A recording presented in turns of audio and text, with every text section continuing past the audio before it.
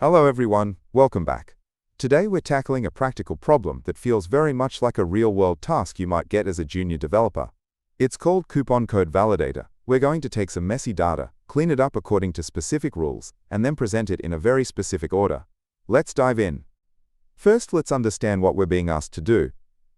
We are given three separate lists. One has the coupon codes, which are strings. Another tells us the business category for each coupon, like grocery or restaurant. And the third list is a Boolean flag telling us if that coupon is currently active or not. Our job is to filter out the bad coupons and keep only the valid ones. We have three strict rules for validity. First, look at the code string itself. It can't be empty, and it can only contain letters, numbers, or underscores. No special symbols, like its signs, or exclamation marks. Second, the business category has to be one of the four specific types listed on the screen. Anything else is invalid. And third, simpler than the rest, the isActive flag must be true. If any of these fail, we toss the coupon out. But we're not done just by filtering. We need to return the valid codes in a very specific order. We sort primarily by the business category, but not alphabetically. Electronics comes first, then grocery, then pharmacy, and finally restaurant.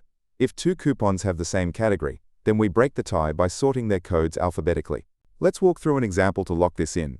Suppose we have four coupons. The first one is SAVEEE20 for a restaurant, and it's active. Is the code alphanumeric? Yes. Is restaurant a valid category? Yes. Is it active? Yes. So this one is a keeper. Now look at the second one. The category is grocery, and it's active, but the code is an empty string. That violates our first rule, so we discard it immediately. Continuing with the third coupon, Pharma5. It's a pharmacy coupon and active. The code has letters and a number, which is fine. Valid category, active, so we keep it. The fourth one, Savior20, has an STM symbol. That is not alphanumeric, and it's not an underscore, so even though it's active, it's invalid. Now we have two valid coupons. We need to sort them. According to our custom order, pharmacy has higher priority than restaurant, so Pharma5 comes first in our output list. Just a quick heads up. We'll be walking through the solution using Python, because it's very readable for this kind of logic. But don't worry if that's not your main language. I'll be showing the full code for Java, C++, and JavaScript towards the end of the video, so stick around for that. So how do we solve this? It's a classic filter and sort problem. First, we need a way to tell the computer that electronics is number 1 and restaurant is number 4. A simple map or dictionary works perfectly for this. Then, we loop through our data. Since the data is in three separate arrays, we'll want to look at index I of all three lists simultaneously. We check our three rules. If a coupon passes, we save it.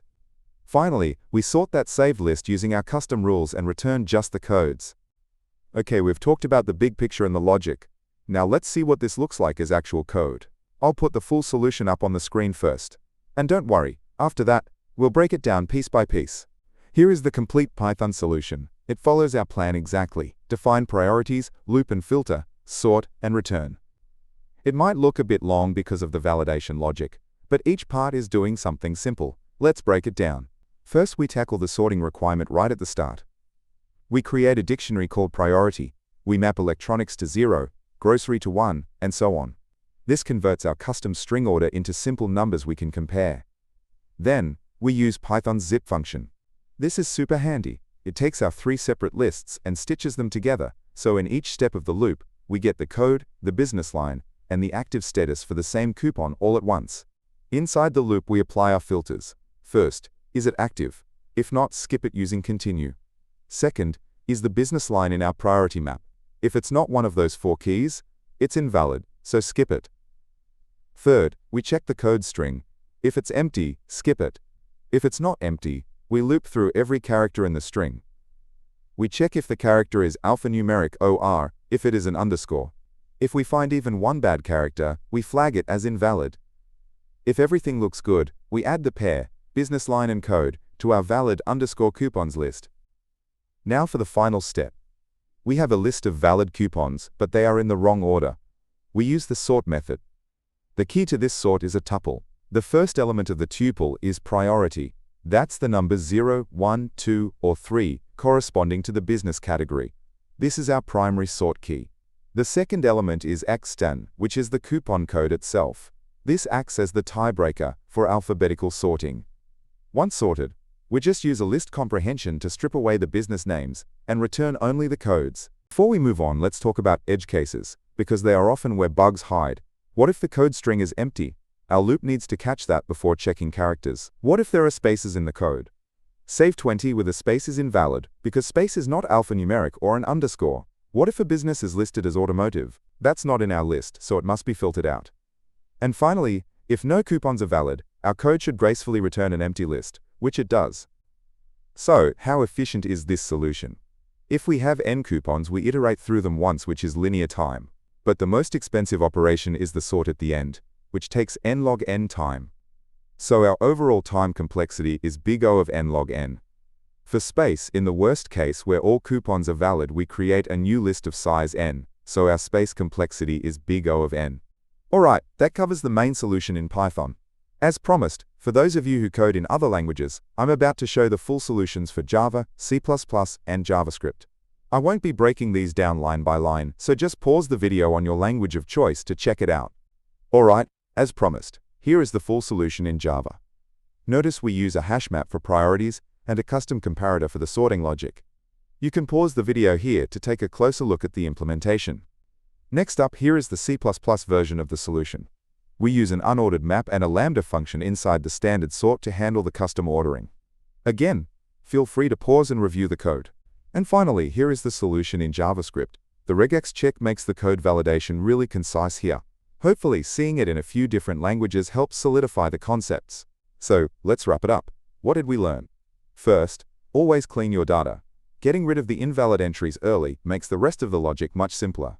Second, when you have an arbitrary order, like specific business types, mapping them to integers is the easiest way to sort them. And finally, remember that you can sort by multiple criteria at once by using tuples or pairs as your sort key. Alright, before we head out, I want to quickly show you a personal project I built to solve a problem that always drove me crazy. It's an app called My Daily To-Do. My biggest frustration with every other to-do app was retyping the same things every single day. Go to the gym, review code, work on the daily Leetcode problem. You know the drill, so I built my app around one simple but powerful idea: separating your routine tasks from your one-off tasks. Routine tasks, marked with the little refresh icon, automatically reset for the next day. One-off tasks, like ship new feature, get the little puff of smoke icon, and they disappear for good once you're done. This small change turns a dumb checklist into a smart scheduler. If that sounds useful, you can try it right now on the web. The link is in the description. And one more thing I want to make super clear. Right now, as a thank you for being an early supporter, the app is 100% free. There are no ads and no subscriptions whatsoever. This means you get access to everything, including really powerful features like presets, which let you save entire task lists and load them with a single tap. Now, down the road, creating new presets will likely become part of a premium plan to help support the channel. But, and this is the important part, any presets you create now, while it's all free, are yours to keep and use forever. So it's the perfect time to check it out on the web, play with all the features, and build out your perfect setup at no cost. If you enjoyed this problem and want to keep practicing, the learning doesn't have to stop here. I've organized all my video solutions into handy playlists. Whether you're looking to grind through more Leetcode easy, medium, or hard problems, or you want to master a specific topic like sliding window or dynamic programming, I've got a playlist for you. It's the perfect way to focus your study sessions. Go to the Playlist tab and find a playlist that fits your goals. Also, if you're looking for even more Leetcode problems beyond the daily challenge, I've started a second channel called Leetcode Unlocked. It's where I'll be posting solutions to a ton of other problems, so if you're serious about your interview prep, be sure to check it out. The link is in the description below. Hope this Leetcode solution breakdown made sense. If it helped, give that like button a click, maybe subscribe for more, or drop a comment if you have questions. Make sure to turn on the notification bell so you know straight away when I upload a video, because I upload videos daily. If you want to support the channel, a few people have asked how I plan my solutions. I'm a big fan of sketching out the logic and data structures on a tablet before I code. It really helps. I've put affiliate links in the description to the tablet I use and a few other good options. Using those links doesn't cost you anything extra but really helps me out. Or, if you're feeling generous, there's always the Boba Fund. Keep coding, and I'll catch you in the next one.